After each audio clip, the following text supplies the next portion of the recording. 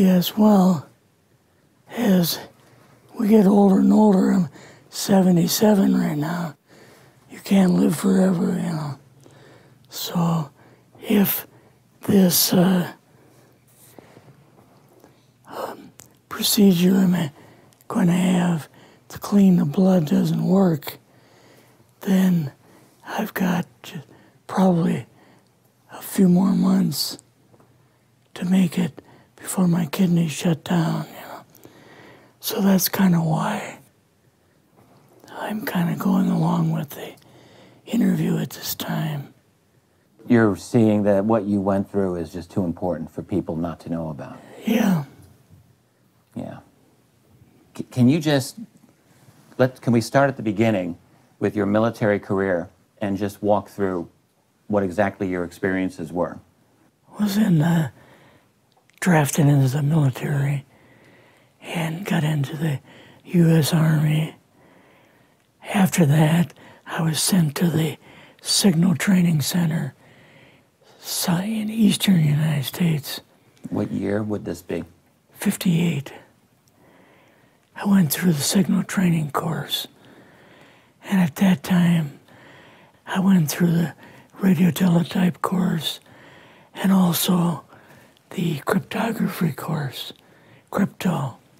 They had 5 instructors that were getting out of military service. So they pulled the top 5 students, and I was 3rd in the class. So I got pulled as an instructor. Now, were you at this time also working yet for CIA? No. Not yet? No. After one day, my boss came to me, and he said, how would you like to, make some extra money? And I said, oh, money is good. So he's explained to me that he could put it through, would have to get a top secret White House Q clearance for the job, And I thought, boy, must be a pretty exclusive thing, And I said, well, what is this? And he said that I'm director for the CIA for Eastern United States, And I said, oh, I didn't know that. And he said, you weren't supposed to. After about 6 weeks, my security clearance came through, and I got my CIA card. It was an ID card, like a credit card, where I could just go up to the door and slice it, walk right in. And my name at that time, I used an artificial name too. Never used my real name. I started working with him on the project he was on, and that was Project Blue Book, which was kind of partially a fraud. You're saying some of the Blue Book cases were, yes. were completely fictitious? Yes.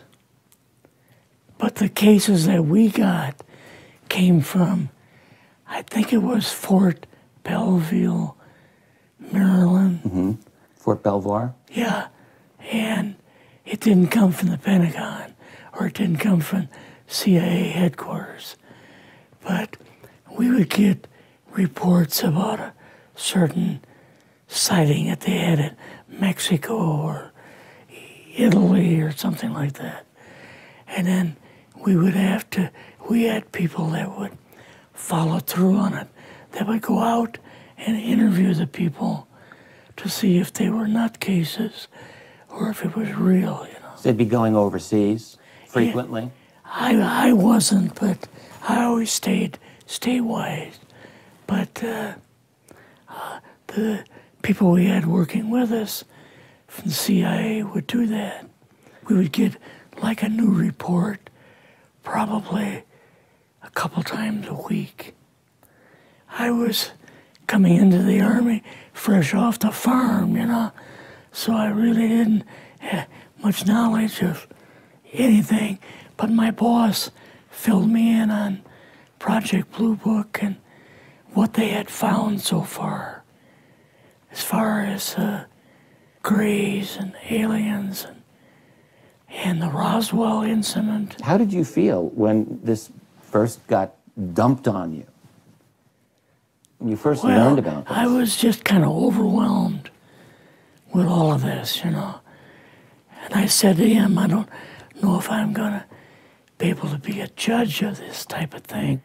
What's real, what's not, when I don't have much knowledge of it, you know.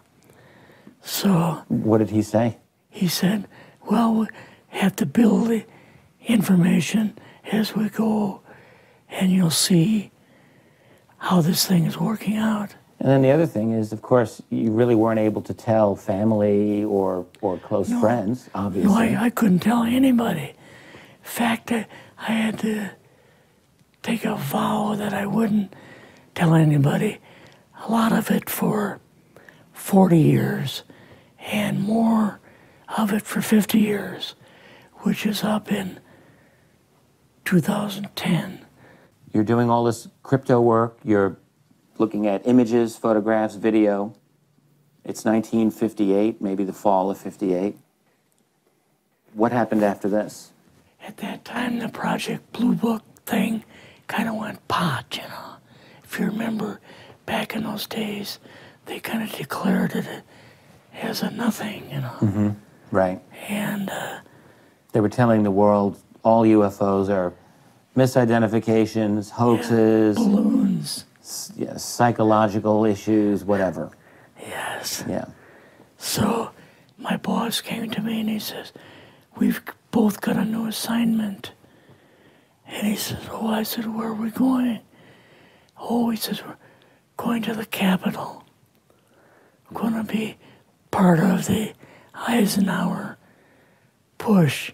He's trying to find out something about, all about these aliens that MJ-12 was supposed to find out, but never sent back reports to him. The MJ-12, the UFO control group, were they calling it MJ-12 at that time? Yes.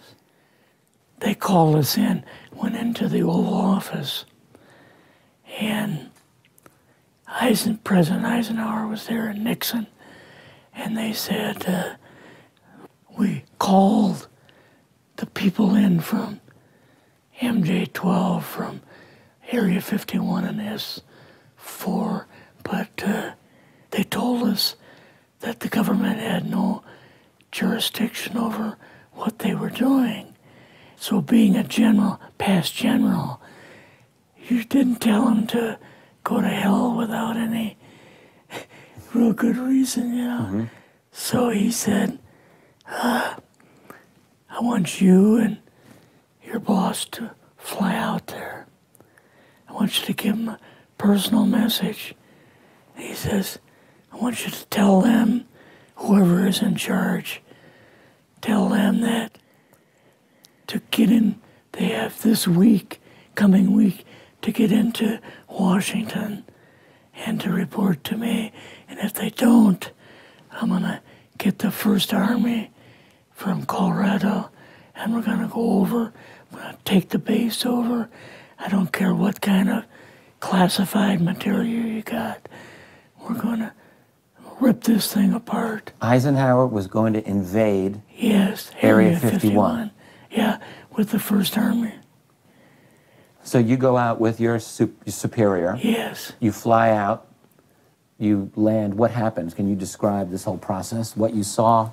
It took us the 13 or 15 miles south to S4 and like different garage door openings. Okay. And in these garage door openings, they had like different saucer crafts. The very first one had the Roswell craft in. It was kind of crashed up, but apparently every alien that was in it died except for a couple. So you see the Roswell craft, and what are some of the others that you see? Well, the Roswell craft was really strange because it looked like real heavy aluminum foil. We could rock next to it, and you could rock it. The whole thing probably weighed 150, 300 pounds. Could they tell what the source of power was of this craft? Yeah, it was like a reverse gravitational thing of some kind. In fact, one later on, I got the mathematical code for reversing gravity in a 3x5 card. I guess there are different types of grays and so on. How did you see that evidence? Well, at the later on at S4, we viewed the autopsy film, and then the colonel said, "What we've got in here is we're interviewing a gray alien." All right, right there. How did you feel at that moment? Well, I thought, boy, we had no idea we were going to see the real thing. All we saw was film. You had to have a little bit of heart racing at that Yes. moment. My boss was able to go in and had like a partial interview with him. So what did this gray alien look like? Could you describe him a little bit? This one looked a little bit oriental. So I'm just wondering if it looked almost human, what about this didn't look human?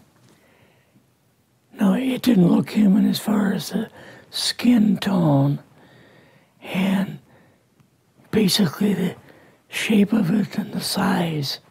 How was its head size compared with a normal human, for example? Brain was kind of a little bit bigger. And some of the nose was very, very small. And the ears were just like holes. Mouth was very small. Now, why were they bringing you out here at all, anyway, to see an alien? What was the point? To go back and tell the president they actually had one. So he did not know at this point No, if there was an alien at S4.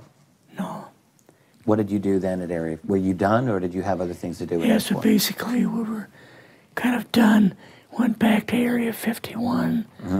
They took us into the main building, and there we saw a U-2, which of course we didn't know existed. And a model of the SR-71. Yeah, the Blackbird. So, but like I mentioned earlier, it was not a model of the current Blackbird. It was an earlier version. But an early version. Did you go directly to Washington after this?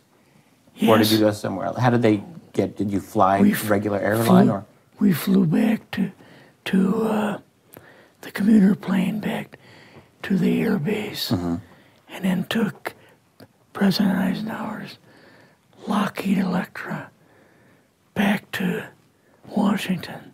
you and your supervisor, Yeah. superior officer, and now you're meeting with the president? Yes. Can you describe this? Well, we met with him in, the second story of the old OSS warehouse building. And Eisenhower and Nixon were there, and also Hoover was there. So he asked us what was going on, and we told him about the alien, the whole situation, and the black projects and so on. And he was just totally shocked. He appeared for the first time to be worried. You know, like he was worried.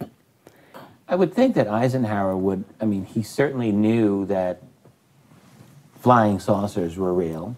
Yes. He knew that there were aliens. So I guess I'm just wondering, what would he have been, really surprised about? Surprised about the black programs. Eisenhower said, got to keep this thing completely secret. You know, can't talk about this. Your actual name is, I mean, the name you grew up with, that was a different name than what you Yes, had in the... I never used it in the CIA at all. Now, what about today? You're going on the public record, and this is still sensitive information, even though earlier you talked about, you know, security oaths that maybe expire after a certain period of time. 50 years. But you're still concerned. Linda Motenau's phone call, her phone was tapped, and they got my phone number, and through the telephone company, they were able to find me, and so on. When they found you, what happened? I was going to a grocery store. Two guys in a black suits come out of a black Lincoln town car and came over to see me. And they told me that I better not publish anything or talk to Linda about any more things. So at that time, I did, you know, I stopped. That was enough to intimidate you. Yes. Rather remain anonymous. Never show my face on anything. Really, thank you for doing this. Yes, this was, I guess, kind of a good idea because I feel much better having talked about it. I kind of feel like there's a load off my shoulders. Really? Because I had an awful lot of secrets that I had kept over the years.